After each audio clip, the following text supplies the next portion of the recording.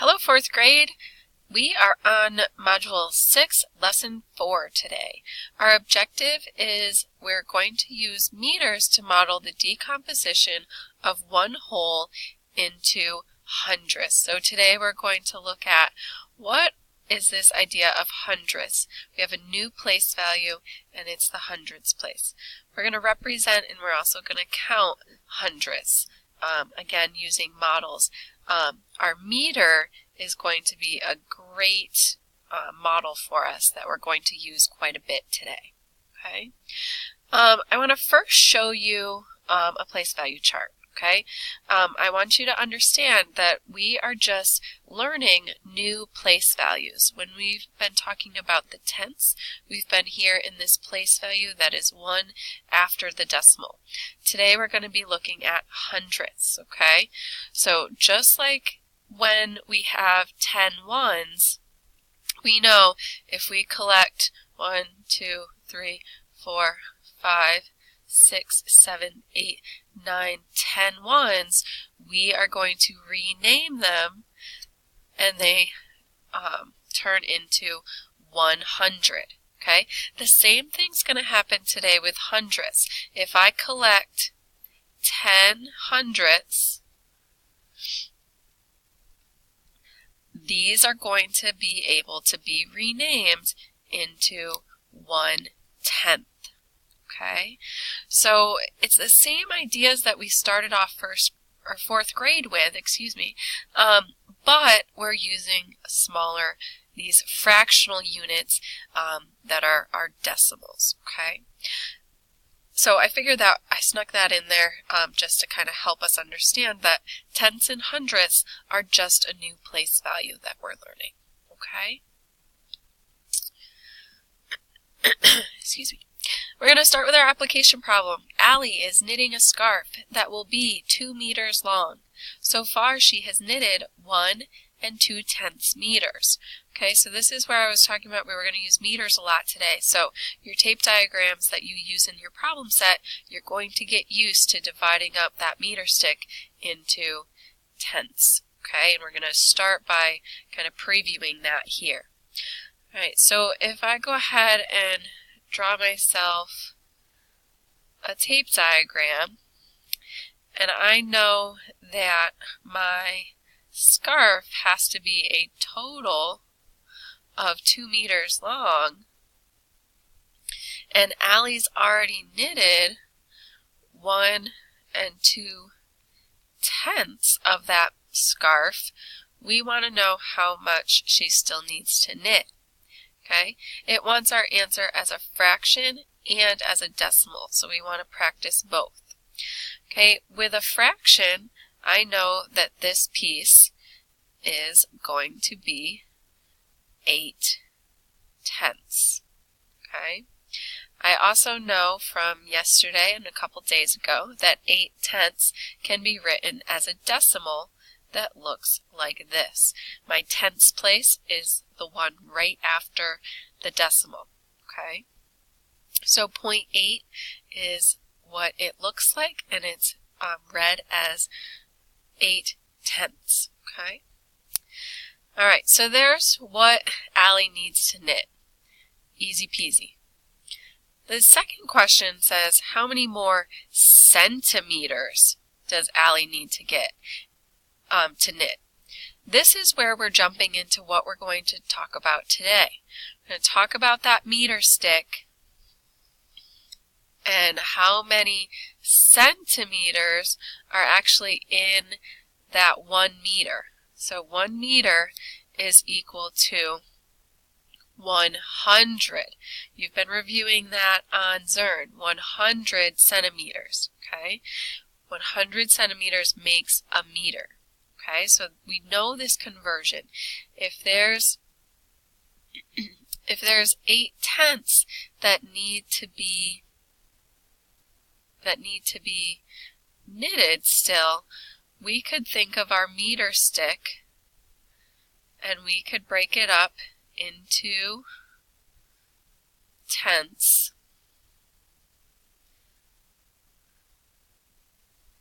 So this is just kind of my second meter that she's knitting, right? So this is half of the 2 meters here, but I'm just trying to translate what this this part is going to look like. So my 8/10 is going to be 1/10, 2/10, 3/10, 4/10, 5/10, 6/10, 7/10, 8/10. Okay, so this is what that 8/10 looks like on a 1 meter stick. Okay, but we want to know how many centimeters does that equal. Okay, so if I just divided a meter stick into 10 pieces, each one of these is actually going to be, you probably already knew, 10 centimeters. Okay, when I chunk those out and divide that 100 into 10 pieces, 100 divided by 10 leaves us with 10. There's 10 centimeters inside each of these. So when I think about my 10th, my 8/10, my 8/10 is actually the same as 80 hundredths, which in this case means that Allie needs to knit 80 centimeters. Okay, so she needs to knit 80 centimeters more. Okay, so that 0.8 of a meter is equal to 80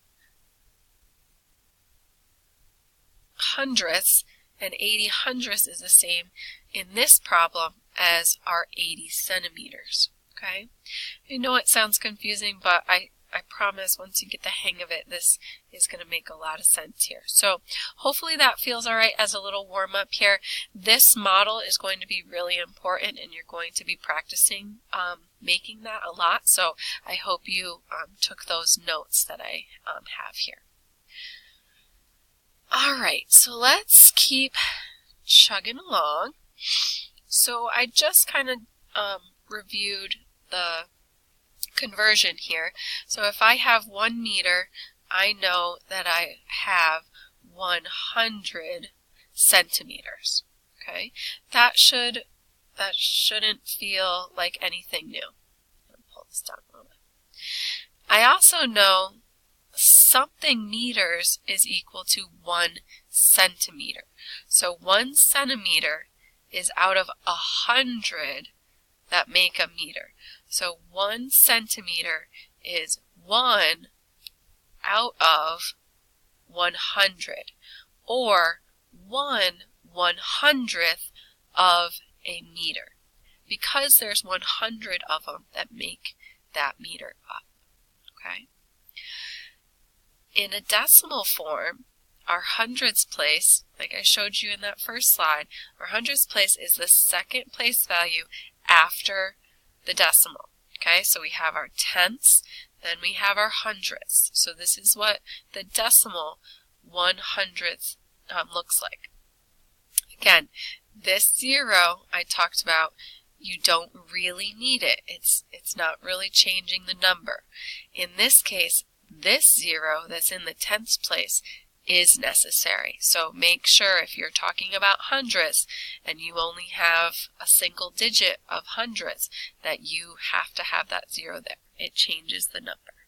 Okay, we talked about that a little bit one of the other days we were exploring. All right, so if we continue on here, we have a tape diagram again. You're going to need to sketch yourself out a pretty long tape diagram so we can look at something in a minute. If you get too far behind me, just make sure you pause and catch up. All right, so 3/100ths. So this time we have hundredths. You can see by the denominator that these are hundredths. If I'm using this conversion, this should feel pretty easy peasy. I have my decimal point, I have no tenths, and I have 3/100ths. This is the hundredths place. Okay. If I have 1/10 of a meter, I have how many centimeters. I just talked about this with Allie's scarf. If I broke this down, I'm going to do this one more time so we have something to look at on this page. So go ahead and break your tape diagram up into 10 pieces. When you get your 10 pieces, you're going to think about if I have this meter, so this is my 1 meter, and this is my 1/10 of a meter, how many centimeters are in there? Remember we said there was 10, okay? In each one of these there's going to be 10 centimeters, 10, 10, 10, 10, 10, 10, and 10, and 10. Okay? On your problem set, they're going to actually break down these tenths of a meter into these tiny 100ths, but there's not a point where you're being asked to do that, but you could break this 1/10 into 10 centimeters, and this teeny little strip would be your 100th. Okay, so hopefully that's all making connections for you. So the teeny tiny slivers are our 100ths. Alright, so if I have 1/10 of a meter, how many hundredths is that? Well, that's where our 10 hundredths come in. Okay, and if I have 10 hundredths, I can write that as a decimal that actually is 1/10. Okay, if I have 10 hundredths, I have 1/10. That's what this equation is showing you. Okay, so this 0 is in the hundredths place, so it's telling me I have 10 hundredths, but I know when I collect 10 hundredths, that actually becomes 1/10. So that's just our place value understanding coming into play there. Okay, if I have 2/10 and I want to turn it into hundredths, again, I'm going to have 20 hundredths. Okay, so for each 1/10, I have 10 hundredths. So when I go to make this decimal, this time I have 20 hundredths, which is the same as 2/10. They're equivalent. Okay, so hopefully that feels pretty good. That was a lot of notes, but make sure you have all these. Okay, especially these conversions here. So 1/10 is the same as having 10 hundredths, and make sure you have this tape diagram.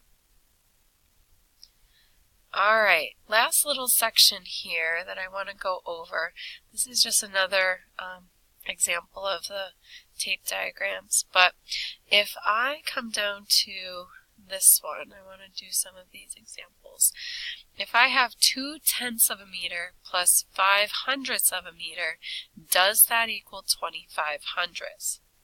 Well, if I convert this to hundredths, I know I have 20 hundredths. 20 hundredths plus 5 hundredths does get me 25, so that is true.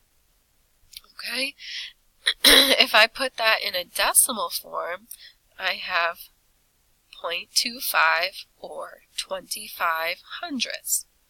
On your problem set, they're going to have you break these down into number bonds, and you're going to have to say that you have 2/10 and that you have 5 5 hundredths. Okay, so that's what that number bond would look like to break that down. And when you put it together, it's just 25 hundredths. Okay, using our place value. If I have 28 hundredths, the same idea could work here. So if I have 28 hundredths, I have 2/10 and I have 8 hundredths. If I go down to the 79 hundredths, okay, 0.79, I break it down, I have 7/10 and I have 9 hundredths. 79 hundredths. Okay, so I'm coming up on 15 minutes. I hope this video has felt pretty good, and I wish you luck on your problems.